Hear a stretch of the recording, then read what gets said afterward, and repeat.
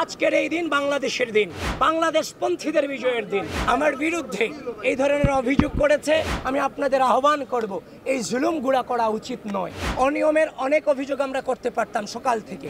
আমি সকাল থেকে বারংবার উচ্চারণ করার চেষ্টা করেছি যে আজ আমরা কোনো অভিযোগ করতে চাই না, আমরা আনন্দ করতে চাই, উদযাপন করতে চাই। আজকের এই দিন বাংলাদেশের দিন, বাংলাদেশের বিজয়ের দিন, বাংলাদেশপন্থীদের বিজয়ের দিন। প্রিয় সাংবাদিক বৃন্দ, ইতিমধ্যেই রোকেয়া হল সম্পর্কে একটা ঘোরতর অভিযোগ আমাদের কাছে এসেছে এবং আমি রোকেয়া হলের ভিতরে চিফ রিটার্নিং অফিসার কর্মকর্তার অনুমতি নিয়ে প্রবেশ করেছি এবং সেই ঘটনার সত্যতা আমি পেয়েছি। একজন শিক্ষার্থী, তাকে যখন ব্যালট দেওয়া হয়েছে, সে যখন ব্যালট নিয়ে গিয়েছে ভোট কেন্দ্রে বুথে প্রবেশ করেছে, তারপর গিয়ে দেখতে পেল সাদিক কায়েম এবং ফরহাদের ব্যালটে আগে থেকে ক্রস চিহ্ন দেওয়া আছে।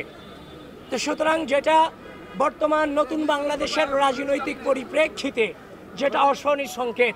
ম্যাডামদের সাথে কথা বলেছি, তারাও বলেছে এটা কিভাবে হয়েছে তারা জানেন না। তো সব কিছু মিলিয়ে ঘটনার সত্যতা আছে। আপনারা প্রপার ইনভেস্টিগেশন আপনারা আপনাদের জায়গা থেকে করবেন। আপনাদেরকে আমি আহ্বান করছি, আপনারা গঠনতন্ত্র করুন। গঠনতন্ত্রতে বলে দেওয়া আছে পুলিং এজেন্ট এবং প্রার্থীরা ভোট কেন্দ্রে প্রবেশ করতে পারবে। এটা স্পষ্টভাবে লেখা আছে হচ্ছে যে আপনার গঠনতন্ত্রে। ইতিমধ্যেই কিন্তু এটা ফেসবুকে প্রচারও হয়েছে, সেই গঠনতন্ত্রের ছবি, 2025 সালের গঠনতন্ত্রের ছবি। অনিয়মের অনেক অভিযোগ আমরা করতে পারতাম সকাল থেকে, যেমন আমাদেরকে প্রপারলি পরিচয়ের কার্ড আমাদেরকে দেওয়া হয়নি। হল বুথগুলোতে দু একটা বুথ আমি প্রবেশ করতে পেরেছি, বাদ বাকি সবগুলোতে আমাদেরকে এতিমের মতো কেন্দ্রের সামনে দাঁড় করায় রাখা হয়েছে। একজন ভিপি হিসেবে ভিতরে কি হচ্ছে তার তো তদারকি করার দায়িত্ব আমার আছে, সেটা তো আমাদের দায়িত্বের মধ্যে পড়ে, স্বচ্ছতার নিশ্চিতকরণের ক্ষেত্রে।